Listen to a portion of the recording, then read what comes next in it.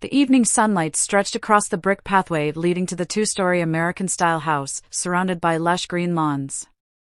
The stillness was uncanny, broken only by the soft rustle of the breeze through the trees and the faint scent of flowers drifting by. On our first day moving here, I tried to convince myself that this radiant sunlight was the beginning of a new home. John always said this place was perfect for building a family. I wanted to believe him, but deep inside, I couldn't shake the suffocating feeling. From the living room window, I saw Ethan standing still. His dark brown hair hung low, almost obscuring his face. He was tall and slender, exuding an air of indifference, yet his small shoulders seemed burdened with something heavy. I approached, trying to muster a warm smile. "Hi, Ethan. Are you okay?" He didn't answer, just nodded vaguely. "Dinner will be ready soon. Is there anything special you'd like to eat?" He turned to look at me, his gaze cold and distant. "Whatever," he replied flatly before walking out of the room. I stood there, watching Ethan's retreating figure disappear around the corner of the stairs, my heart weighed down. The gap between us felt like a chasm I wasn't sure I could ever bridge. The dining table was neatly set, a crisp white cloth draped over it, and the flickering candlelight reflected off the polished plates. John sat at the head of the table, his eyes glued to the stack of documents in his hands, occasionally nodding as he mechanically chewed his food. I sat across from him, my plate nearly untouched. My mind wandered, oblivious to the dishes I had spent the entire afternoon preparing. The empty chair beside me felt like a stark reminder of absence. John is always busy. He's a successful businessman, and work is his top priority. I understand that, but sometimes I feel left behind. John didn't look up, flipping through the pages and pausing occasionally to jot something down. The scratch of his pen on paper, combined with the soft clink of forks against plates, made the room feel even more oppressive. Dinners like these are nothing new. John eats while reviewing documents, answers phone calls if they come, and barely speaks a word to me. Ethan always finishes quickly and quietly retreats to his room. Tonight is no different, just the two of us left at the table, surrounded by an unsettling silence. I glanced out the window. Outside, the night had engulfed everything, with only the dim glow of the streetlights casting long, uneven shadows on the wooden floor.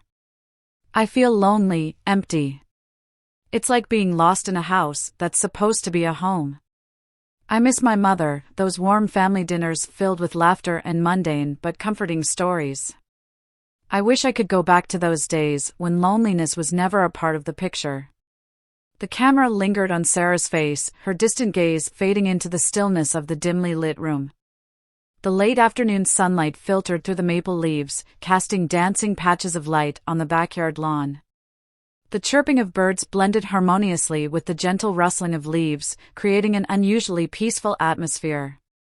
On weekend afternoons like this, I would usually head to the backyard to read a book or water the plants. But today, the sound of music from Ethan's room reverberated through the stillness. It was loud, intense rock music, electric guitars screaming and drums pounding relentlessly. The music clashed with the tranquil scenery, yet I couldn't help but be drawn to it.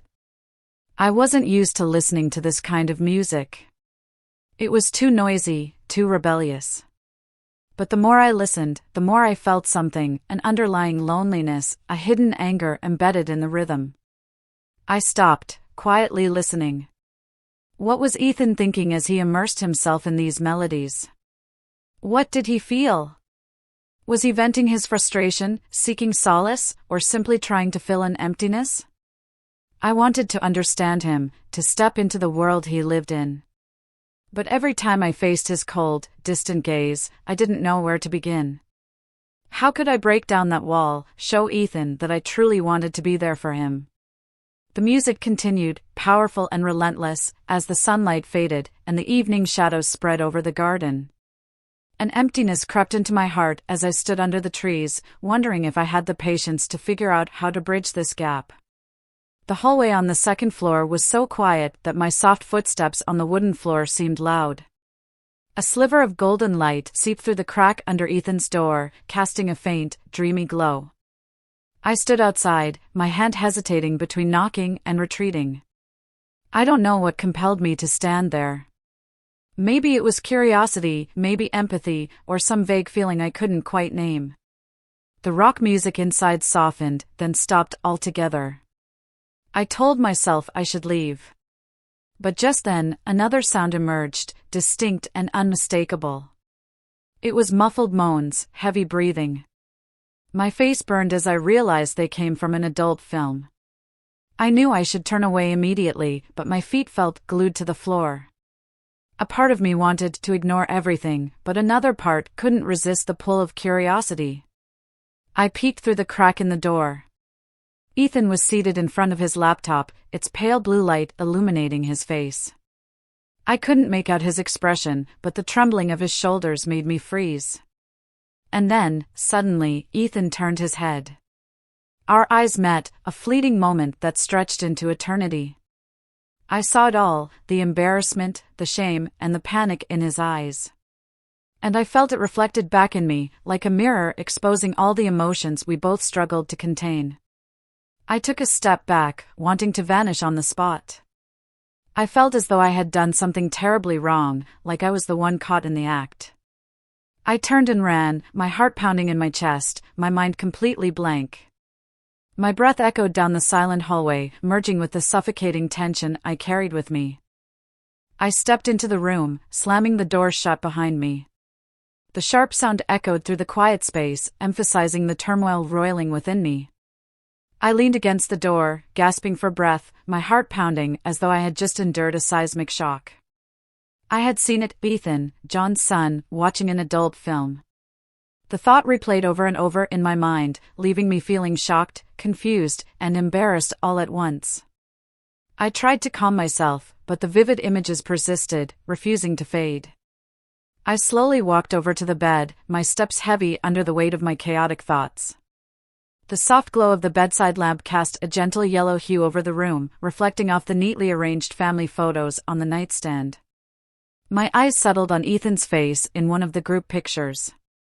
His eyes from earlier, panicked and desperate, clung to my memory like a deep cut, painful and impossible to ignore. I wanted to forget.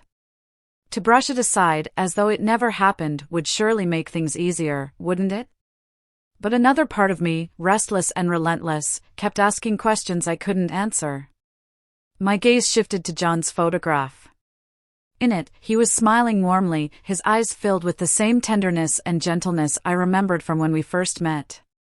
My chest tightened as memories flooded back, tight embraces, sweet kisses, endless evenings spent talking about everything and nothing.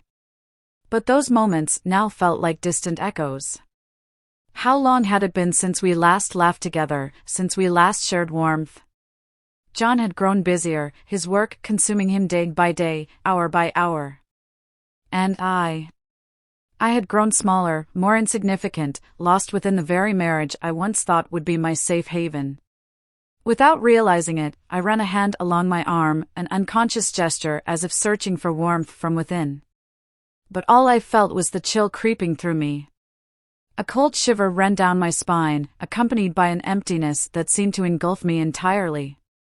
The room, despite its cozy decor, felt like a vast hollow box, brimming with loneliness and silence. I sat there, my gaze fixed on the void before me. My thoughts surged like a relentless flood, leaving behind a vague and indescribable longing. It filled every corner of my mind, making it impossible for me to face myself. The room was so quiet that I could hear my heartbeat, a reminder that amidst the shards of emotions, I was still alive, lost, bewildered, but alive. I remained motionless on the bed, allowing the tumult of my thoughts to consume me. The silence of the room was broken only by the faint, flickering shadows cast by the bedside lamp. I didn't know how much time had passed until a soft knock on the door shattered the stillness. Startled, my breath caught in my throat. Hastily wiping away the tears that had escaped, I tried to steady my voice as I called out. "Who is it?" "It's me, Aunt Sarah," Ethan's voice came from the other side. It was quiet, tentative, and laced with hesitation. I took a deep breath, trying to compose myself. "Come in," I said, forcing my voice to sound calm, though my heart still felt heavy. The door opened slowly. Ethan stood in the doorway, looking awkward, clutching a book tightly in his hands. The dim light from the lamp fell on his face, highlighting the worry etched into his features. You saw, didn't you?" he murmured, his voice trembling, his cheeks flushed. I lowered my head, my hands nervously clasped together. The dim light seemed to amplify the awkwardness hanging between us, making everything feel unbearably raw. Ethan's words were a direct confrontation, leaving no room for me to evade the reality of what I had done. I did, I stammered, struggling to find the right words. "I'm sorry, Ethan. I didn't mean to. Ethan kept his gaze on the floor, his hands gripping the book tightly as if trying to channel all his emotions into it. "What exactly did you see?" he asked again, his voice barely audible, as though he needed to confirm what we both already knew. I nodded, shame rising from my cheeks to the top of my head. "Yes, I saw, but that was because I faltered, unable to complete the thought. My clumsy explanation seemed only to heighten the discomfort between us. "You were curious, weren't you?" Ethan said, lifting his gaze slowly to meet mine. His eyes weren't accusing but held a mix of hurt and vulnerability that left me at a loss. I sighed, my hands tightening around each other. Maybe I was," I admitted quietly. "Ethan, I'm so sorry." Ethan bit his lip, saying nothing. His gaze lingered on me, filled with confusion, disappointment, and a fragility I couldn't bear to see. A pang of guilt surged through me, sharp and unforgiving. "I didn't mean to. I heard something unusual and thought I could help you or at least understand what was going on. But I was wrong." Ethan remained silent for a long moment, the tension thick between us. Finally, he spoke, his voice soft and measured. "I'm not mad at you, but I feel awkward. I don't even know how to explain it." I nodded, a faint relief washing over me at his words, though the guilt still pricked at my conscience like a lingering thorn. "I understand, Ethan. I shouldn't have intruded. I should have let you handle it on your own.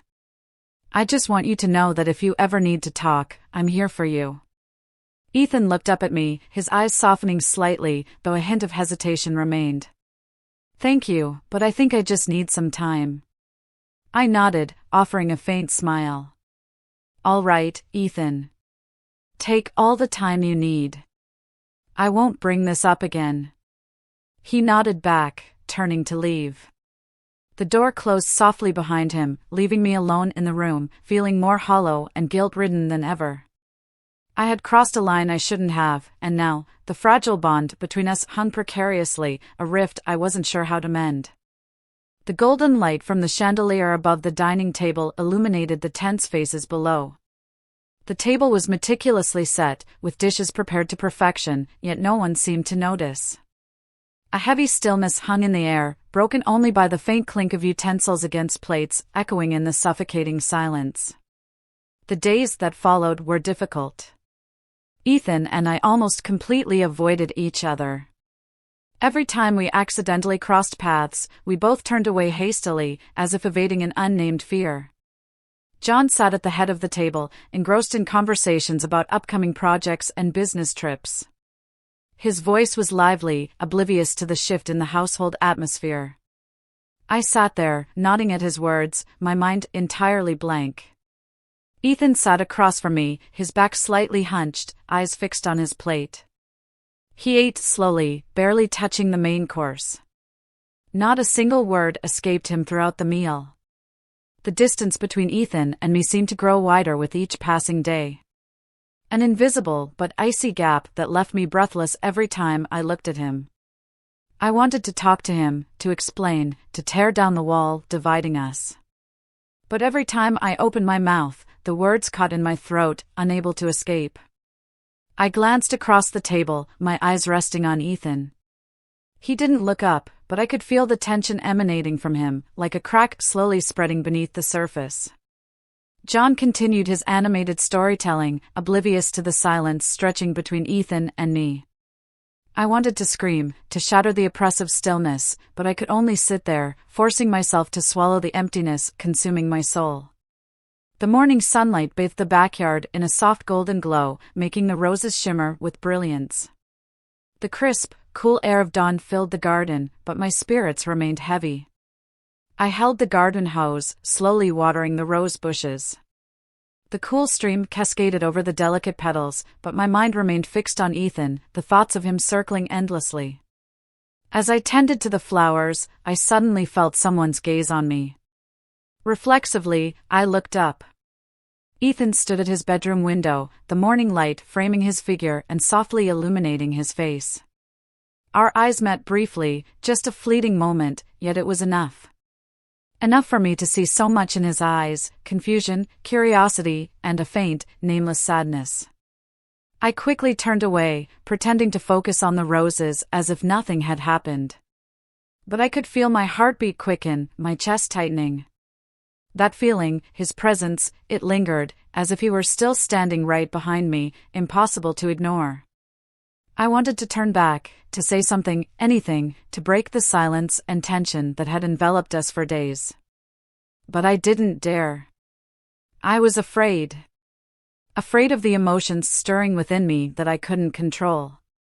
Afraid of the boundaries I felt myself approaching, boundaries I had no intention of crossing. I lowered my head, letting the water flow, hoping it could wash away the chaos in my mind. But the image of Ethan, those eyes, remained vivid, clearer than ever before. The soft melodies of jazz unexpectedly filled the room from the small speaker perched on the bookshelf, breathing new life into the space. The smooth notes of the saxophone intertwined with the warm chords of the piano, slowing down time and enveloping everything in a serene embrace. Ethan glanced up at me, a hint of awkwardness in his eyes. "I've heard this song before," he said quietly, as if afraid to disturb the atmosphere. "But I didn't realize it was this beautiful." I smiled gently, setting my novel down on the table. "That's jazz for you, Ethan. It doesn't rush. It gives you room to feel." He nodded, his eyes shimmering with newfound curiosity. "Do you listen to this when you're lonely?" His question caught me off guard. For a moment, I didn't know how to respond. "Maybe," I replied, my voice trembling slightly. "Music has a way of filling spaces words can't reach." Ethan was silent for a long time, his gaze lingering on my face as if trying to read every hidden emotion. I could feel my heartbeat quicken, the stillness in the room suddenly amplifying. "I think I understand that," Ethan said softly, his tone earnest. I nodded, and our eyes met, a brief but profound connection. It felt as if an invisible rhythm from the music was drawing us closer, bridging a gap that had seemed insurmountable. Ethan leaned forward slightly, his eyes filled with hesitation but also determination. I could feel his breath, close and distinct, and my heart began to race uncontrollably. The moment stretched on endlessly, and then, before either of us could stop it, the kiss happened. It was unexpected yet unforced, gentle like the jazz playing in the background. Everything melted away in that intense surge of emotion. The initial awkwardness gave way to something deeper, something more natural. I couldn't tell if it was right or wrong, all I knew was that, in that moment, every barrier, every distance, vanished. When we pulled apart, the room was still bathed in warm golden light, and the music had transitioned into an emotive saxophone solo. Ethan looked at me, his eyes a mix of surprise, confusion, and a fragile hint of happiness. I'm sorry," he whispered, though I could see there was no regret in his expression. I shook my head, placing a finger on his lips to silence him. "Don't say anything, Ethan," I said softly, my voice nearly breaking under the weight of my emotions. We sat there, the music our only companion, lost in feelings we couldn't name. The sun dipped below the horizon, painting the sky with a radiant palette of warm orange, dreamy pink, and deep purple. The air was calm, filled with the distant rustle of leaves and the occasional chirp of birds fading into the evening. Ethan and I sat on the front steps of the house, our legs dangling, eyes gazing into the distance. Neither of us spoke, but the silence didn't feel suffocating. It was like a language of its own, an unspoken understanding between us. Over the past few weeks, Ethan and I had grown closer. We spent more time together, listening to music, watching movies, or simply sitting like this, quietly watching the sunset. Everything felt so natural that the distance between us seemed to have vanished completely. Ethan had changed too. He was more open, talked more, and even smiled or joked occasionally. It was a relief to see him like this, and it made me feel lighter whenever I was around him. The last rays of sunlight lit up Ethan's face, making his deep, thoughtful eyes shine in the soft golden hue. I turned to him, and unexpectedly, our eyes met. It wasn't the distant, cold gaze from before. Instead, it was warm, gentle, and filled with something I couldn't quite name. The moments seemed to stretch endlessly. I felt my heart pounding, each beat resonating like a warning. A strange, overwhelming closeness swept over me, erasing any remnants of the invisible wall that had once stood between us. I quickly turned away, my eyes settling on the horizon where the sunset was fading into night. The day's final light dimmed, giving way to the quiet embrace of darkness. But within me, a storm of emotions raged, refusing to settle. I knew it clearly, the line between Ethan and me had been crossed. But was it something I should accept, or something I needed to stop before it went too far? The question echoed in my mind, over and over, unanswered. A gentle evening breeze swept by, carrying a faint chill, as if to remind me that the day had ended. Yet within me, amid the chaos and turmoil, there lingered the faintest sense of a new beginning, uncertain but undeniable and impossible to ignore. The dim glow of streetlights cast fragmented patterns on the windshield, like disjointed memories scattered across my mind. My grip on the steering wheel tightened, my eyes fixed ahead, but my thoughts drifted far away, beyond my control. Inside the car, soft jazz melodies floated from the radio, the smooth notes of saxophones and gentle piano chords filling the space. Yet, it all felt distant, unable to drown out the chaos swirling within me. I didn't know where I was going. I only knew I had to leave, that I had to escape the confines of that house, the suffocating walls, the heavy gazes, and the emotions that had become unbearable. For over an hour, I had been driving aimlessly around town, through deserted streets illuminated by lonely streetlights, like myself, adrift and lost. I took a deep breath, but the weight in my chest refused to ease. Each inhale seemed to pull me deeper into a whirlpool of confusion, leaving me with no way out. My relationship with Ethan, it had changed. We had crossed a line I never imagined we would. The fleeting moments of closeness, the lingering gazes, the encounters that neither of us could pull away from, all of it had grown from a spark into a consuming flame.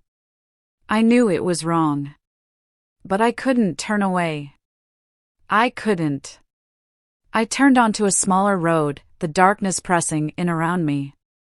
The car's headlights were the only source of light, but even they couldn't penetrate the fog clouding my mind. I was John's wife. I was Ethan's stepmother. How could I ever justify this? How could I look John in the eye, the man who had trusted and loved me, if the truth came out? And Ethan, he was so young, so sensitive. If he understood the depth of the turmoil in my heart, how much pain would he endure? The car slowed as I approached a small bridge. Below, the river mirrored the streetlights in shimmering streaks, like fallen stars breaking apart in the darkness. I felt guilt. I felt shame. But more than anything, I felt fear. Fear of letting go of this intense connection, fear of returning to the lonely stillness that had haunted me for so long. I didn't know what to do. Should I stop now, end everything, even if it meant shattering my own heart? Or should I let it unfold, despite knowing the inevitable consequences?